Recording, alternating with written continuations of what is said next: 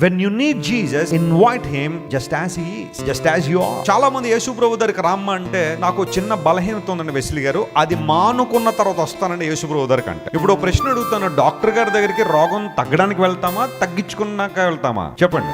Doctor గారి దగ్గరికి ఎవరైనా వెళ్ళారంటే రోగం ఉన్నప్పుడే వెళ్తారా, లేకపోతే ఎక్కడెక్కడో ప్రయత్నాలన్నీ చేసి రోగాలన్నీ తగ్గిపోయిన తర్వాత 1000 రూపాయలు పెట్టి కార్డు తీసుకుని లోపలికి వెళ్ళి అమ్మ ఎందుకు వచ్చామంటే ఏమీ లేదండి మీకు హాయ్ చెప్తాను వచ్చాను అన్నాడు కూడా ఆయన. అర్జెంట్ గా గేట్ వేసే నీకు ఎప్పుడు రానివ్వకండి, పేరు నోట్ చేసుకోండి అంటాడు. డాక్టర్ గారి దగ్గరికి వెళ్ళేది రోగం తగ్గించుకోవడానికి వెళ్ళాలి, కానీ తగ్గిన తర్వాత వస్తానని ఎవరు అనరు కదా. యేసు ప్రభు అవసరం ఎందుకుంది మనిషికి?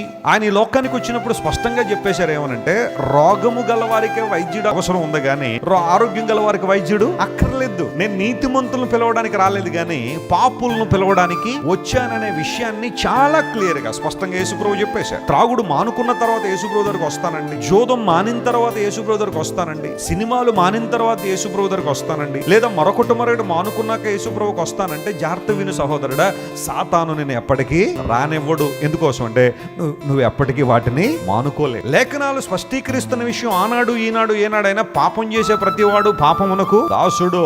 నీకు నీవుగా పాపము నుండి విడుదల పొందలేవు, నీకు నీవుగా అడిక్షన్ నుంచి బయటకు రాలేవు. You must come to God in order to be delivered, in order to be relieve. ప్రభు దగ్గరికి ఎందుకు రావాలి ఒక వ్యక్తి అంటే విడుదల పొందడానికి రావాలి.